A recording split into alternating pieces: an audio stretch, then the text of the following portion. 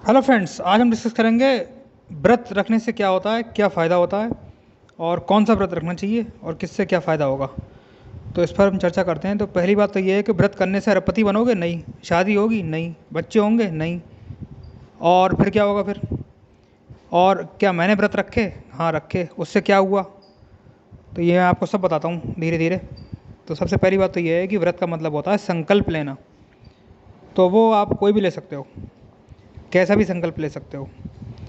तो जनरली जो साधारण लोग हैं, यानी साधारण माने जो पृथ्वी पे जो हैं, जिनकी इच्छाएं अभी रह गई हैं कि शादी की, बच्ची की, नौकरी की और अरबपति, करोड़पति, खरबपति बनने की, और वो नहीं बन पा रहे हैं, एग्ज़ाम क्रैक नहीं हो पा रहा है कोई, तो उनके लिए ये कुछ मैं बताता हूँ व्रत जो काम करते हैं। और काम तो आपका दशा होगा तभी आएगी, तभी काम होगा, उससे पहले काम होना नहीं है। व्रत रखने से ये है कि थोड़ी सी शारीरिक शक्ति बढ़ जाती है, जिससे कि सहन करने की क्षमता विकसित हो जाती है। तो मैंने भी व्रत रखे थे। एक तो मैंने संडे का व्रत रखा था 3 साल। तो संडे के व्रत में मैं नमक नहीं खाता था। तो उससे क्या हुआ? ना तो नौकरी लगी, ना गर्लफ्रेंड बनी, ना शादी हुई, ना पैसा आया, कुछ भी नहीं हुआ। फिर क्या हुआ? दिमाग की बत्ती जल गई, मतलब बुद्धि बढ़ गई। उसके बाद फिर मैंने मंगल के व्रत रखे थे, उसमें भी मैंने नमक नहीं खाया था। वो भी मैंने 3 साल रखे थे, फिर छोड़ दिए क्योंकि फिर वो पेट में गैस बहुत बनने लगी थी नमक छोड़ने से। तो 2 व्रत रखे तो दोनों से हुआ कुछ नहीं, लेकिन वो है कि ये ज्योतिष आ गई समझ में, और चीज़ें समझ में आने लगी और बुद्धि का विस्तार हो गया। ये चीज़ हुई। चीज़ वही होगी जो आपकी कुंडली में लिखी हुई है। सबके साथ ऐसा नहीं है सबकी बुद्धि बढ़ जाएगी, सब त्रिकालदर्शी बन जाएंगे मेरी तरह, ऐसा बिल्कुल भी नहीं है। परंतु जो चीज़ आपकी कुंडली में लिखी हुई है वो चीज़ होगी, लेकिन व्रत रखने से जो है वो चीज़ बढ़ जाती है, अच्छे से हो जाएगी। वही मंत्र का मैंने बताया था पहले आपको, वही चीज़ जो है वो व्रत की है। तो ये 2 व्रत रखे थे मैंने, अब तो छोड़ दिए व्रत, अब तो नहीं रखता हूँ। तो इससे जो हुआ कुछ नहीं हुआ, बुद्धि बढ़ी और कुछ ना हुआ।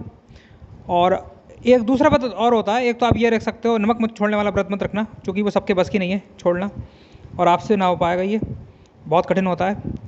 अगर एक आध रख के देख लेना अगर, तो पता चल जाएगा कि कितनी जो है इसमें प्रॉब्लम होती है।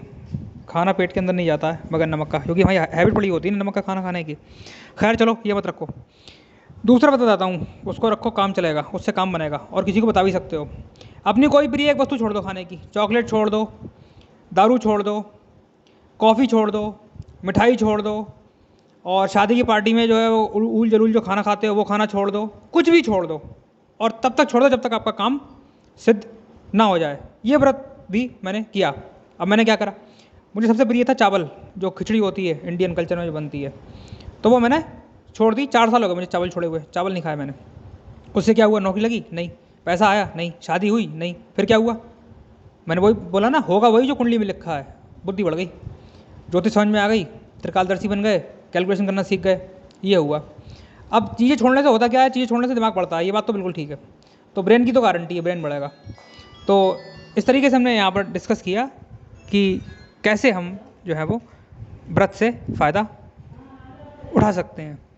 आप भी उठा सकते हैं, और आप करो ये, अपनी कोई प्रिय चीज़ छोड़ दो। और किसी का कोई काम ना हो रहा हो ना, उससे कह दो तू अपनी कोई प्रिय चीज़ छोड़ दे। खाना खाना पहले 40 दिन, फिर 50 दिन, फिर 1 साल, फिर 2 साल। उदाहरण बताऊँ आपको, रामदेव जो हमारे हैं पतंजलि के, उन्होंने अन्न का त्याग कर दिया था। लगभग 16-17 वर्ष तक उन्होंने अन्न का सेवन नहीं किया था। अन्न का मतलब समझते हैं आप? प्रोटीन।